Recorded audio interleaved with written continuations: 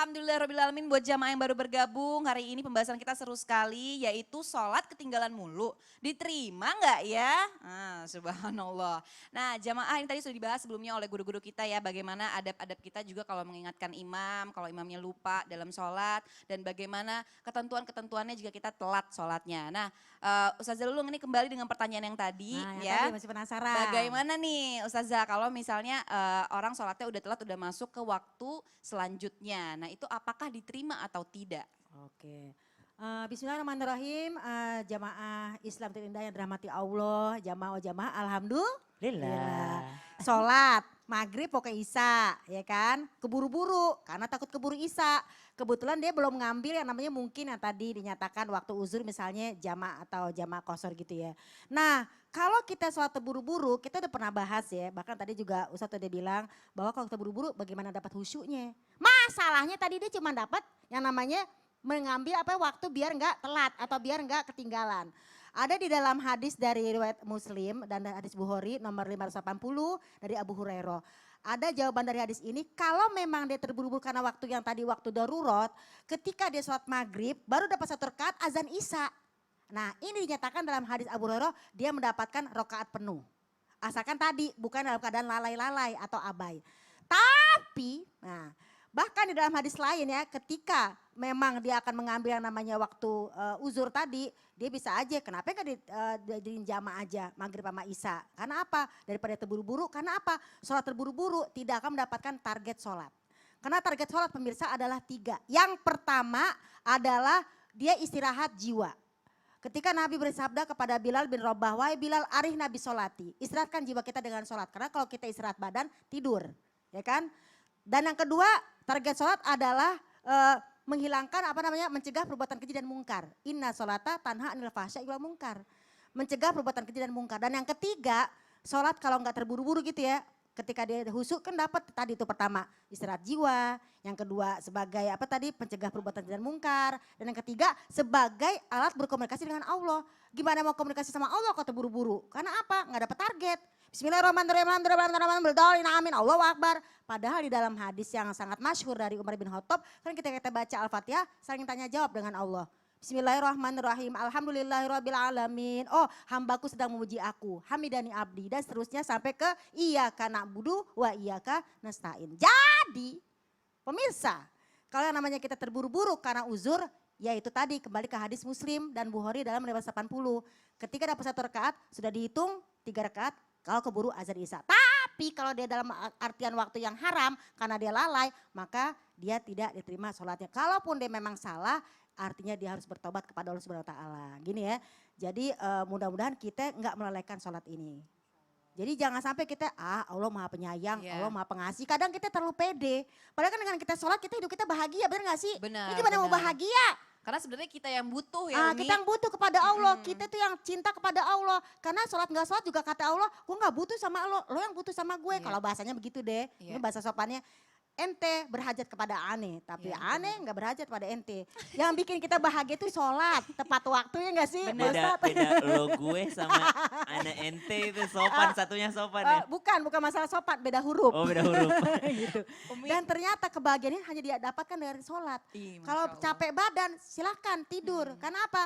Waja'alna naumakum subata, kami jadikan tidurmu sebagai istirahat. Tapi kalau jiwa istirahatnya cuma dengan sholat, itu sampai Nabi ngomong sama Bilal bin Rabah. Jadi kalau ada orang gak berbahagia, kita mungkin siapa ya, reminder myself Jaela ya. Kalau gak berbahagia berarti gue sholatnya kurang nih. Karena apa? Kayak lagu. Apa tuh? Di atas bumi ini ku berpijak. Ya kan? Ya kan benar gak sih? Iya benar. Ada hati yang tenang di hariku. Masya Allah. Tak pernah ada duka yang apa sih? Ya itulah. Gitu Jadi kalau mau bahagia, yuk kita sama-sama, kita termasuk saya, sholatnya jangan lalai, jangan abai. Please, memang Allah Maha Pengampun, tapi jangan yang meremehkan masalah sholat. Jadi terburu-buru kalau bisa jangan deh. Tadi guru kita menyatakan ada 7 waktu. Masa waktu haram terus sih? Masa Allah kita kasih sisa waktu? Padahal Allah selalu memberikan yang afdol kepada kita. Jangan kasih Allah sisa-sisa dong. Katanya kita gak mau disisa-sisain. Gimana sih pemirsa?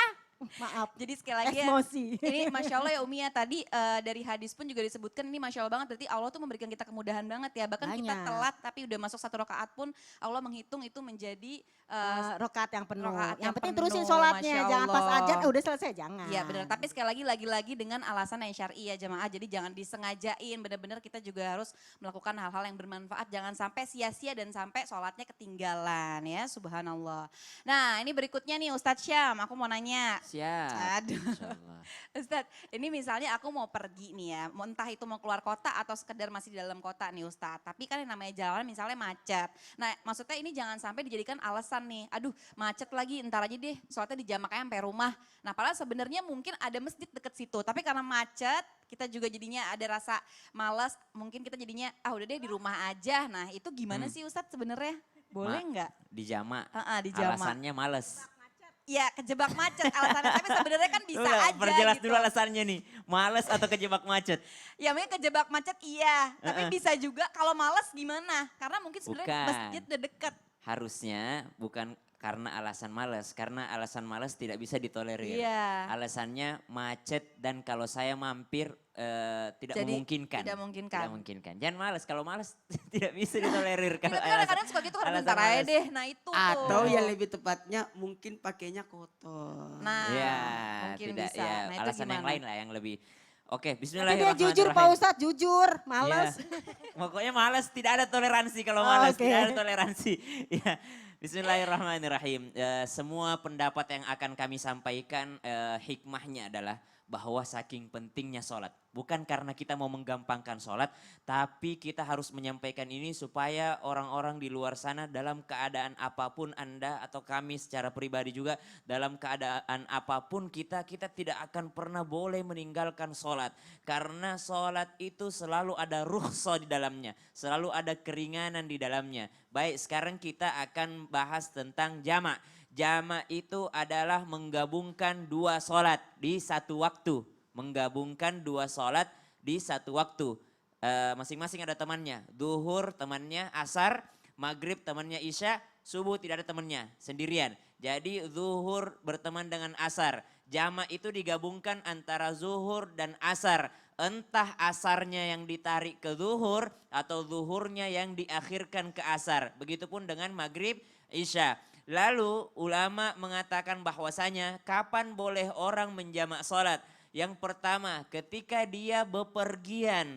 Ketika dia bepergian maka dia adalah terhitung musafir ketika dia bepergian. Syarat yang kedua jarak tempuhnya berapa? Jarak tempuhnya adalah 2 marhalah atau 3 marhalah. Ini adalah perbedaan pendapat ulama. 1 marhalah adalah 42 kilometer. 42. Jadi kalau 2 marhalah itu minimal 84 kilometer baru dia bisa jamak sholatnya. Yang ketiga dia boleh, kapan dia boleh menjamak sholatnya? Ketika dia sudah keluar dari kampungnya. Mana ukuran kampung? Ukuran suatu kampung adalah ketika satu daerah itu ada pasarnya, ada hakimnya, ada polisinya, maka dia disebut satu kampung atau satu daerah. Maka kita nggak usah cari perbatasan, ini keluar perbatasan kabupaten ini baru boleh menjamak. Tidak, keluar kecamatan sudah boleh. Kenapa? Karena di dalam kecamatan ada satu polsek, ada KUA, ada juga yang namanya pasarnya pasti di dalam satu kecamatan. Maka sudah boleh menjamak sholatnya. Sekarang orang yang tinggal di ibu kota tidak jauh jaraknya tapi macet. Maka salah satu pendapat yang tidak dikukuhkan, maksudnya pendapat ini bukan sesuatu yang menjadi permanen, cuma menjadi solusi bagi orang-orang supaya tidak meninggalkan sholat. Pendapat Ibnul Munzir dari madhab Syafi'iyah mengatakan syaratnya menjamak kalau macet. Boleh kalau tidak sampai 84 kilometer. Yang penting 1, bepergian atau hendak bepergian. Syarat yang kedua adalah dia memperkirakan akan adanya macet sebentar. Jadi dia mau berangkat nih, dia sholat zuhur. Dia sudah memperkirakan, kayaknya ini macet sebentar, saya nggak nyampe nih kalau asar ini. Jadi dia ketika sholat zuhur langsung menjamak dengan sholat asar. Dia tarik asarnya ke waktu zuhur, namanya jamak takdim. Atau dia jamak takhir. Bagaimana caranya? Dia melakukan perjalanan, oh nggak sempet kayaknya saya sholat zuhur ini di rumah ini, nggak nyampe waktunya. Walaupun belum sampai 84 kilometer, maka dia harus berniat dalam hati, ya Allah ku akhirkan sholat zuhurku ke waktu asar. Maka saya jamak takhir karena keadaan jalanan yang macet. Saya mau mampir nanti mengganggu yang namanya lalu lintas. Akan tetapi begini, ada kasus lagi Cak, yang ketiga. Dia sudah niatkan sholatnya nanti zuhurnya diakhirkan. Tapi ternyata macetnya tidak terkendali. Iya, Bahkan waktu asar pun habis. Nah itu gimana Ustadz? Maka dia setelah mendekati waktu maghrib, dia harus segera sholat di atas mobil. Bisa berwudu dengan segelas air? Bisa. Tidak dapat air? Tayamum. Tidak bisa tayamum? Tidak usah tayamum, tidak usah wudu. Langsung pakaiannya bernajis, langsung sholat di waktu itu. Dan ketika sampai nanti dikodok sholatnya tadi yang di Masya mobil. Allah. Jadi tidak ada kesempatan untuk meninggalkan sholat. Jadi benar-benar nggak ada alasan ya. Nggak ada, no Masya Allah. excuse. Ya, terima kasih banyak Iya. Ustadz. Ya ini Masya Allah tadi udah diberikan penjelasan ya sama Ustadz Syam. Jadi udah ada adab-adabnya dan syarat-syaratnya ya Ustadz ya. Masya Allah. Nah Alhamdulillah jamaah ini kita sudah masuk ke segmen curhat online bersama jamaah di rumah. Ya ini mungkin sudah tersambung. Assalamualaikum warahmatullahi wabarakatuh. Assalamualaikum. Assalamualaikum. Assalamualaikum. Assalamualaikum Mbak. Mbak jangan di mute. Dengar suara saya nggak Mbak?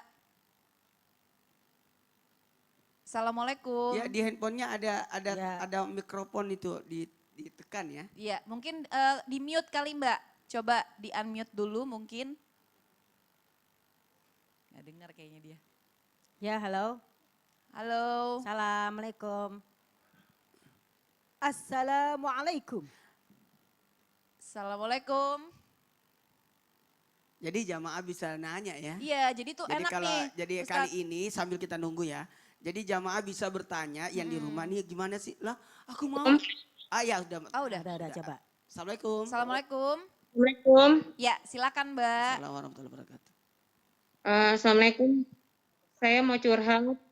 Saya udah lama calon suami saya bulan di tahun 2019, tapi dari kedua belah pihak keluarga memang belum ada yang menentukan tanggal karena acara lamarannya dadakan. Terus niatnya kita di bulan Mei-nya mau nentuin tanggal, tapi Allah berkehendak lain.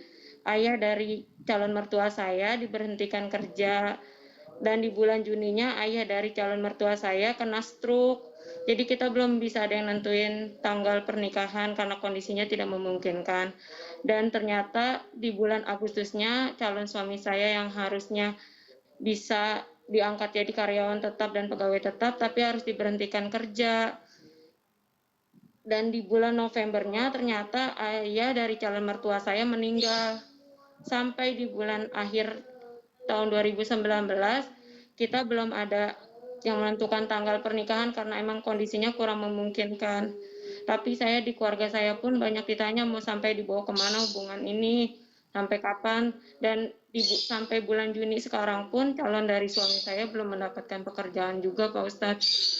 Saya di sisi lain keluarga saya juga belum bisa menerima kalau calon suami saya belum mendapatkan kerjaan, nanti ke depannya mau seperti apa kalau tidak punya pekerjaan. Tapi di sisi lain, saya juga tidak tega untuk ninggalin calon suami saya karena kondisi dia sekarang lagi terpuruk dari ditinggal ayahnya terus kehilangan kerjaan. Saya harus seperti apa Ustadz? Di sisi lain saya dituntut juga harus jelas hubungan ini. Ya, terima kasih banyak Mbak. Ya, pertanyaannya akan dijawab oleh Ustazah Lulung, silakan. Baik, jadi kalau kita ngomongin udah ada rencana, udah ada ini, udah itu, jadi semuanya udah diatur oleh Allah Subhanahu Wa Taala. Kita udah ikhtiar, udah begini ternyata Allah berikan yang namanya musibah. Masalahnya kalau kita kembali kepada keimanan lagi nih memang sangat berat ya cobaan ini. Dalam surat 24 ayat 32, ketika memang kita sudah siap untuk menikah, ya kan? Menikah dalam artian di sini mental kita semuanya. Maka kalau kita memang yakin Bismillah, nikah. Kan nggak perlu rame-rame dulu misalnya, mungkin seperti pandemi sekarang ini ya teman-teman. Jadi mungkin oh yaudah deh kita akad dulu deh gitu. Karena apa? Karena ketika kita menikah, iya kunu fukoro, yughnihimullah, Allah akan berikan kamu yang namanya kekayaan kalau kamu dalam keadaan memang fakir. Bayangin memang calon kita ini bapaknya wafat, kemudian dia nggak kerja. Ini gimana nih? Memang secara manusiawi kayaknya nggak mungkin kita terima. Kenapa? Orang belum kerja kok mau nikah, kan seperti itu ya. Tapi kalau kita kepada tauhid, insya Allah. Kalau memang kita dalam keadaan kekurangan, Allah berikan kekayaan, insya Allah. Amin. Umi doain ya, kita doain ya Pak Ustadz ya. Jadi bismillah sekali lagi tetap ikhtiar ya. Ikhtiar Umi, aja ya. terus Ya, gitu. silakan Ustadz Maulana. Bismillahirrahmanirrahim, kita ambil sisi positifnya dulu. Jadi tahapan-tahapan menuju jenjang pernikahan itu kan perkenalan dulu. Nah, kemudian lamaran, habis itu setelah lamaran akadnya. 3 tahap ini saya rasa baru tahap pertama ini perkenalan dulu, kemudian menentukan tanggalnya pas lamaran di bulan Juni itu. Tapi ternyata Allah berkehendak lain, terjadilah ujian dan sebagainya, sehingga belum sempat menentukan tanggalnya di bulan Juni itu. Nah, walhasil gimana nih persoalan ini? Apakah dilanjutkan? Kembali lagi kepada Mbak, apakah Mbak mau bertahan atau mengklarifikasi kembali, mempertemukan dua keluarga bagaimana solusi jalan baiknya. Jadi itu, kalau saran saya pertemukan kembali kedua belah pihak. Ternyata Mbak tadi sudah katakan keluarga Mbak tidak bisa menerima kalau belum ada kerjaan.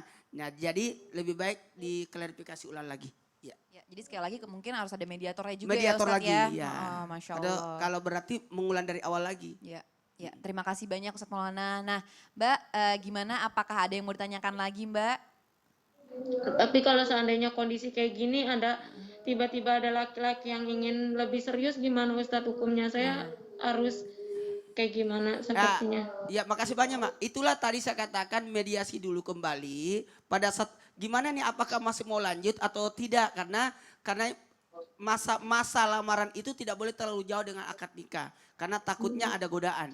Jadi seperti itu tadi kejadiannya. Makanya saya minta kumpulkan lagi keluarga kedua belah pihak untuk menentukan apakah ini mau dilanjutkan atau diselesaikan karena ada lagi yang melamar nih gitu. Ya, terima kasih banyak Ustadz Maulana. Ya Mbak, semoga terjawab ya solusinya, amin, mudah-mudahan amin. dilancarkan dan dimudahkan. Amin, amin rabbal alamin. Ya, terima kasih banyak. Ya, jamaah yang dirahmati Allah, ini Masya Allah sekali, kalau pengen curhat bisa langsung saja menghubungi email Islam Itu Indah di islamituindah@transtv.co.id. Jangan lupa sertakan juga pertanyaannya seperti apa, insya Allah guru-guru kita akan menjawabnya.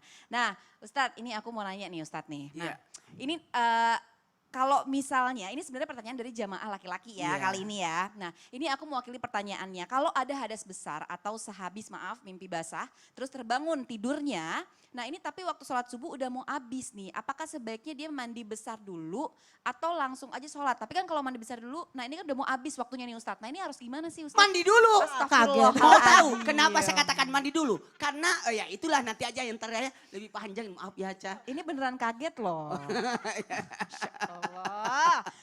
Masya Allah deh, bener-bener hari ini semangat banget nih jamaah. Ya jamaah Islam Itu Indah pasti penasaran banget ya. Tetap di Islam Itu Indah jamaah. Oh jamaah. Iya. Alhamdulillah. Mau tahu kenapa saya bilang mandi besar dulu? Mau tahu?